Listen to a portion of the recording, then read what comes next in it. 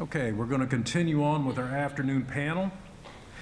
With this, it's going to be directed towards maiden mares and breeding. And on that, to start with, we're going to have presentations by Dr. Laurie Lawrence, Dr. Steve Durham, and Dr. Steve Jackson. To start, we're going to have Laurie Lawrence.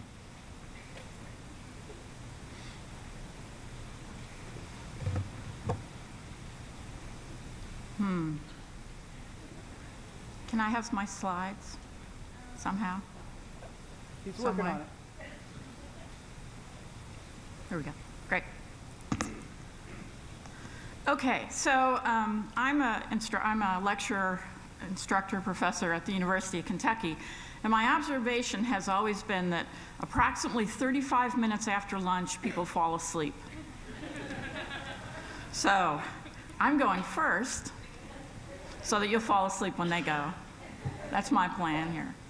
I was really interested this morning in the discussion. My dad trained racehorses, and we raised a few at home. And one of the things he always used to say is that sometimes people treat horses like they're machines, and they're not. And sometimes when I think about all the things we talk about, the radiographs, the throats, all of those sorts of things, that we're trying to reduce the horse to its parts rather than its whole. And so I thought one of the comments in the later section about how all the horses are individuals was really appropriate. And I think in this subject, they asked us to talk a little bit about transitioning mares from the racetrack to the farm. And I think it's really individual based on sort of what the mare's background is and those sorts of things. What we're going to do today is we're each going to talk a little bit. I view my job as the person from the university. Jody told me, don't talk about anything technical. So I'm going to try not to do that. I have one little graph. My job here is to introduce the topic, give you some things to think about, and then the Steves are going to tell you what you should do. Okay, so the four things that I thought about when I thought about this topic was that first thing to think about is that when the horses move from the track to the farm, there's a giant change in their management, and that's really near time. That happens right away in their lives. Then I'm going to talk a little bit about abdominal capacity. And you might think, what in the world is that? But we'll talk about that. And then a little bit about growth and maturity. And then the last one is a little bit about endocrine adaptations. So when we think about the horse coming from the racetrack to the farm, there are a lot of really large changes in their management. So you think about the horses at the racetrack, they're probably getting a large amount of concentrate, or what lots of folks would think of as grain. They're oftentimes getting several meals a day, one of which comes very, very early in the morning in most cases. They are individually fed, and they don't really exhibit any foraging behavior. So everything in terms of their food is brought to them. On the other hand, when they get back to the farm, generally they're receiving less concentrate. They're usually getting only 2 meals a day, although in some cases they might be getting 3. They're frequently group fed. They might be group fed once a day and once in the barn. They might be group fed twice a day. And they have to forage for themselves, which when you think about mares that have maybe been at the racetrack for 2 or 3 or 4 years, you know, that's not something that their behavior is not normalized to that. So we have a gradual decrease in concentrate, we have a gradual increase in forage, and a gradual adaptation to life in the field. And I think those are important things, and these guys are going to talk about that. One of the things that I can tell you that we know from research that we've done at UK is that when you put horses on a lot of concentrate, you change the microflora in their GI tract. And those microflora are not well adapted for digesting the fiber that comes in their forage. And so there has to be not only a transition period when you think about the horse and their behavior, but all of those bugs that live inside them in order for the horse to become a fully functioning field animal again, they have to transition as well. And some horses seem to do that faster than others. So a little bit on abdominal capacity. Some of us have more abdominal capacity than we would like. But when you think about a mare that's at the racetrack and is racing fit, and you look at her abdomen, you can see that she doesn't have a lot of capacity. She's pretty well tucked up. And so then we expect her to come home and go from something like that to something like that, right? Okay, so what is that? How does that happen? What are some things you might think about in that process? Well, if we think about a thoroughbred mare that maybe weighs close, a mature thoroughbred mare, when she's not in foal, weighs somewhere between 570, 600 kilos, although there's a great big giant range there. When she's in late gestation, she's got 120 pound foal. It's floating around there in gallons of fluid inside her. There's a 12-pound placenta. So that's around 150 to 175 pounds altogether, okay? And she has to eat her regular amount of hay and grain. So you can put all that together and realize that she has to have room for about 200 pounds of stuff in her abdomen. And so this mare doesn't have that, okay? And so there has to be a fairly long transition period. And I thought one of the terms this morning they used was let the horse down. And I always think, you can kind of think about that as letting them down mentally, but I always think about it as sort of letting their GI tract down too, and letting their abdomen down, letting those muscles relax and their abdomen expand. So why is that? What do I think? Well, I think that when a mare gets to the end of gestation, if she doesn't have enough abdominal room because the baby's taking it up, I think she's going to reduce her feed consumption because she's just not comfortable. And that can mean that you're going to reduce the amount of nutrients that she can consume. She might not be able to maintain her body condition. It might have an impact on the fetus, I don't know. Does that room for the uterus, for the developing fetus, could that potentially affect the ability of the fetus to actually develop? Could that affect their foaling size, okay, or their birth weight? I don't know that, but I do know that uterine size matters, and there have been a couple of studies that have done where they've looked at what they sort of call a luxurious environment for a foal versus maybe restricted. So where they've taken basically pony embryos and put them inside a horse mare, and then compared those foals when they were born to a regular pony carried in a pony. It's a pony, but it's a lot bigger when it's carried in a horse mare. And so when she foals, she has a larger size foal because that fetus had more room to develop. The placenta was larger, they had more expanse. And so I think abdominal capacity is probably important and one of the things that we should think about in transitioning these mares. Okay, the next thing was growth and maturity. Here in the US, it's not uncommon for us to breed 3- and 4-year-olds.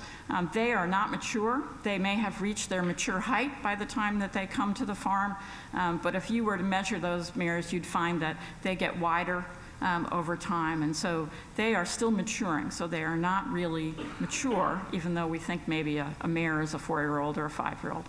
So mares that are bred at 3 and 4, and maybe even 5, are going to be still growing while they're pregnant. So that's another thing to sort of think about. They're not the same as the 10-year-old mare or the 12-year-old mare. They are still developing their body and they have to put nutrients into that. So these are some data that Dr. Jackson shared with us quite a while ago. He sent us a bunch of information on body weights of mares that he had weighed over a long period of time, and I tried to make it as simple as possible. What these are the difference in body weight of a bunch of mares in the month that they conceived, okay? So month that they conceived, and then the month after they foaled, okay? So in both cases, those would be comparable weights in that they're not very pregnant at that point in time, okay? So at conception and then post-foaling. So theoretically, the mare's weight, her own weight, should basically be the same. And what I did was I sorted the data based on the age of the mare. And so the blue line, the blue bar over here or over there, if I can do it, represents mares that were 8 years old and older at the time that they foaled, okay?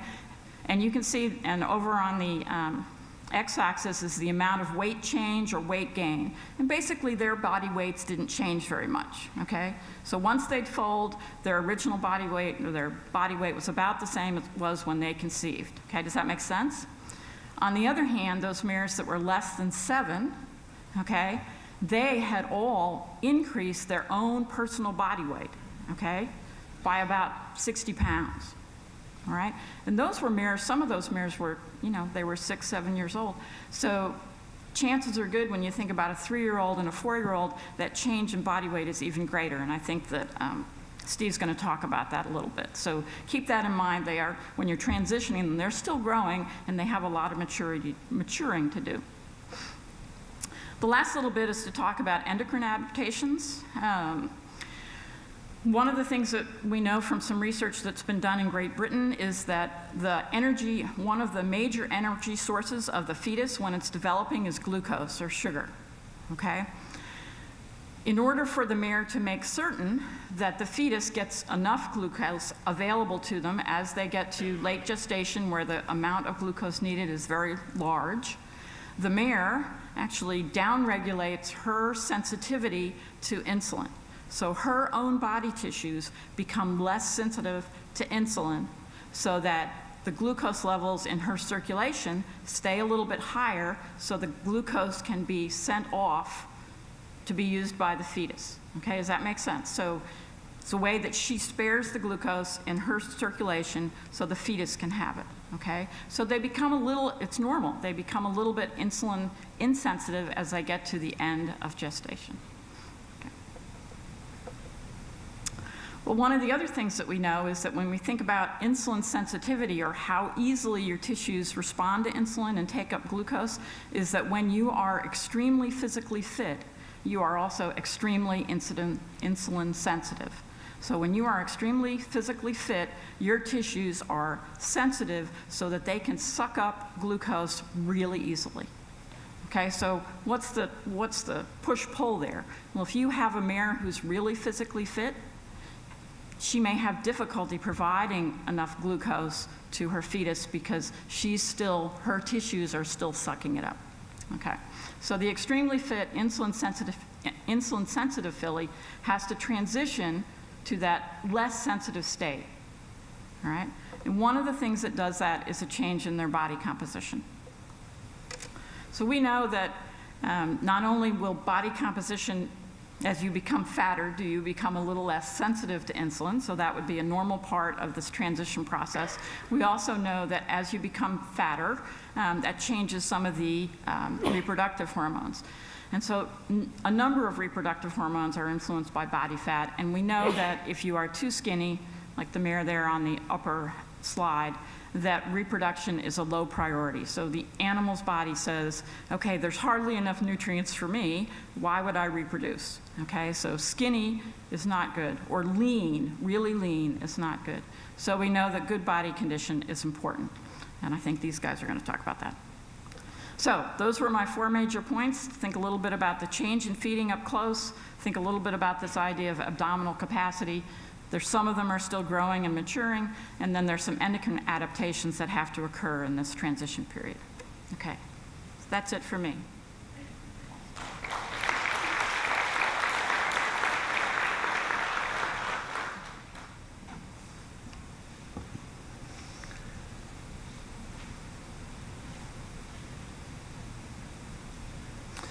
All right, thank you, Dr. Lawrence. My talk will be a little bit different. We'll go back specifically to the maiden mare and transitioning that mare from hopefully a successful racing career to one being a successful brood mare. And we all know that going to the sales, the emphasis they're putting on foals out of young mares, this is very important to get these mares home and get these mares into the brood mare band, get them pregnant and on the road to being a success. So what I would like to talk about are some of the different points, that the dietary involvement, and specifically nutrition and weight gain. Dr. Lawrence has already mentioned that, how the abdomen changes. Dr. Jackson will follow up with that, with actually how much weight these horses gain. He may even throw some appropriate body conditions or how much condition a mare has to have to conceive. We have good data on all those points. What I'm going to spend most of my time is talking about some of the international experience that I've had in working with farms that will retire 60 to 70 mares a year. That's a big group of maidens, and how they manage those, and specifically talk about when to retire mares, some of the environmental stresses that those mares have, and then something that I throw in that's proved very effective for us. What do we do with the feet in keeping these mares comfortable? The first point is when to retire a mare.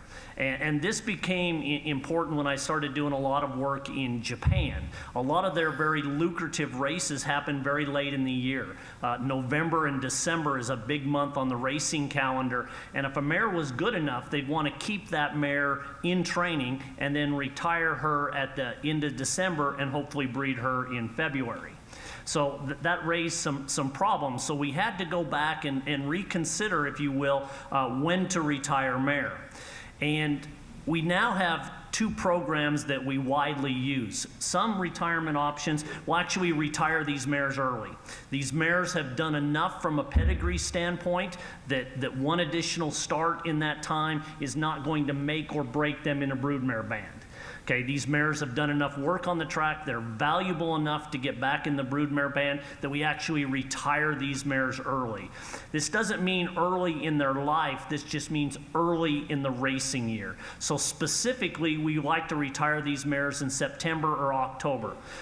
Dr. Lawrence already alluded to the time it takes for the microorganisms or the bacteria within the digestive tract to adjust to a diet that's very different.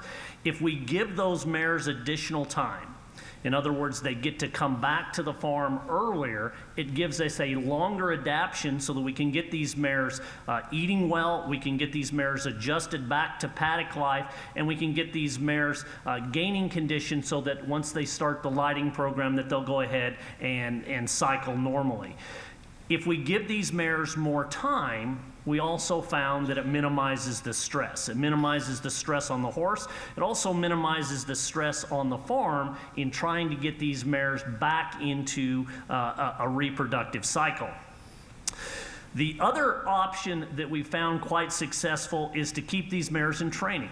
Okay, if we don't have the option of saying the mare's earned her keep, she's valuable enough from a produce standpoint to go ahead and give her a break in September and October, we sometimes will retire these mares late.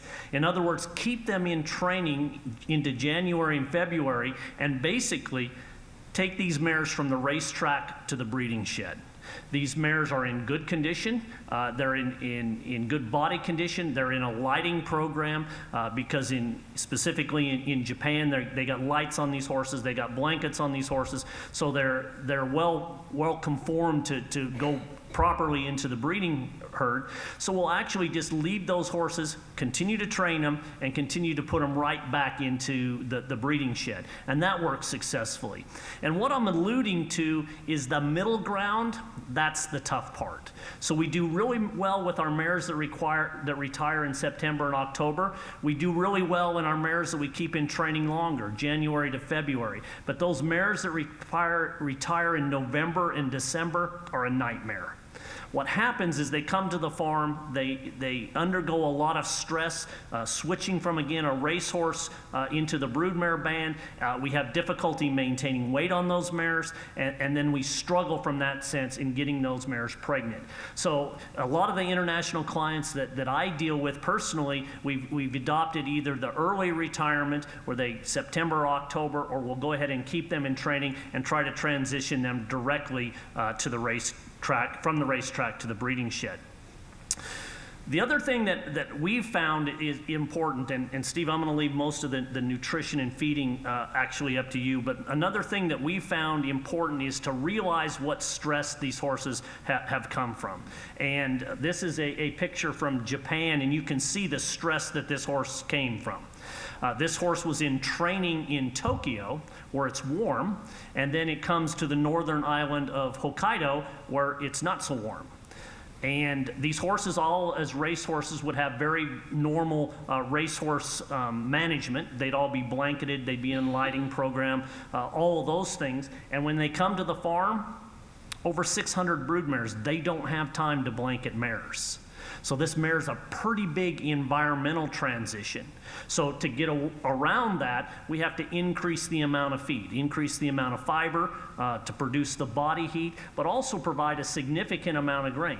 Dr. Lawrence talked about a decline in the amount of concentrate. It does decline, but in a lot of these mares with this environmental stress, it doesn't decline as much as you think. Big meal, lots of calories, but gets away from some of the sugar and starch more into the fiber and fat. So the first hurdle they have is the environmental factor. The other hurdle that they have that we didn't think about initially was some of the impact that other horses have in that. When horses are in a racing environment, they very much have a protected environment. They are in their wall, they're in their comfort zone where they are brought their feed, they're brought their water, they're brought everything that they need. So they're protected. They don't even have a lot of interaction with other horses. A lot of the Japanese horses don't have stalls with open fronts, so they don't even have that social contact stall to stall. And then when we take those horses and we retire them, then they're regrouped with other horses. They have to reestablish the same pecking order. So you may have a dominant filly, a stakes-winning filly that is shy, that will get pushed around from other horses and won't adapt very well to feeding. So in our program and what we've tried to do, we try to make sure that these horses have a significant amount of stall time. They don't go from 24 hours a day to 0 as far as stall time. We try to gradually decline that. So these horses will start off where they're just given short turnouts, and then the gradual turnout will become longer. We'll try to pick fillies to turn together, fillies that are kind to each other. If we find a filly that's being pushed around, we try to minimize that and try to smooth that transition. And the reason that's important is because that's what's going to facilitate the weight gain. That's ultimately what's going to facilitate that mare being able to conceive and then maintain a pregnancy. If that mare is not allowed to eat, even though you're providing plenty of feed, if she's getting pushed off that feed and not allowed to eat, she's not going to gain the weight, and she's going to be a mare that's slower to transition into the successful breeding operation. And then the last thing that I'll say about management of maiden mares, it was the tradition for years when a mare came off the track, pull the shoes. And this has been an absolute train wreck for us in both Japan and Australia. They came with very soft feet, very much a racetrack foot, and then they had the shoes pulled, they went outside, and they were very lame. If you contrast this to what we see in Japan, where we have frozen ground, these horses are three-legged lame. A horse that's lame, that's a catabolic process. It increases the energy requirement and puts you even further behind getting them in adequate condition. So now it is our practice, instead of pulling the shoes, but to evaluate the feet. Oftentimes these horses are reset. These horses will even wear shoes behind. We were nervous for a long time that these horses would kick each other, that we would have all kinds of injuries from that. We just didn't see that. So we would actually leave the shoes on. We'd reset these shoes until the mare, we were satisfied, had a hoof that could actually deal with the environment, and we had much sounder horses. Sounder horses, they were easier to feed.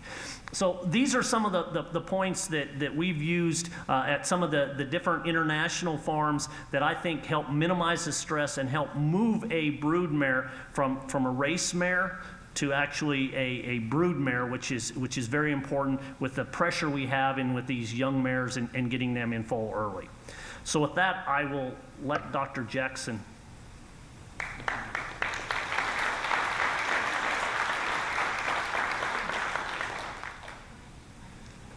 Yeah, interject.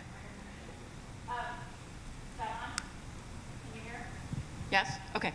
I thought two of the things that Steve said made me think about something. One of them is that sometimes you might find when you put two young fillies together that they're actually pretty active. And if you take one of those young fillies and you stick her out with, Fatty Patty, the pasture ornament, who's kind of docile, she spends a lot of time eating. The older mare does, because that's her normal gig. And the young filly will follow that, especially if they haven't been to the farm very much. And the other thing is that a lot of the horses that have been at the track, they don't eat fast. So when they get their grain, they have a long time to eat that. And so they might eat for a while and then go away and look at something else. And when you put them out in a group, even if they're dominant and you see that they go to the feed tub first, they may not eat all of that food. They might eat for a while, and then get kind of tired of it and walk away. So even though it looks like they're dominant and they're going first, they're not getting everything to eat. So make sure you watch them the whole time. Thanks, Laurie. That covered the last 2 points I was going to make, and so you've covered everything. Now, I got a few points, but let me reemphasize what Steve has said relative to feet. I used to jerk filly shoes off, and typically in the U.S. or Japan or most places, these fillies don't have any volume of foot. They don't have any thickness to their sole. And so you take them and you cripple them, and then you turn them out with a bunch of hardened criminals and wonder why they get skin disease and lose weight and don't conceive. So I think that goes along with the main watchword here is horsemanship. We can talk about how many megacalories of digestible energy a mare needs, or how many grams of calcium, or how many milligrams of copper, and the influence of selenium on fertility and so on. But the main thing is just basic horsemanship and continuing to evaluate fillies when they come off the track, or at any time for a broodmare band as well, and make management decisions based on your observations. Don't observe that this filly is thin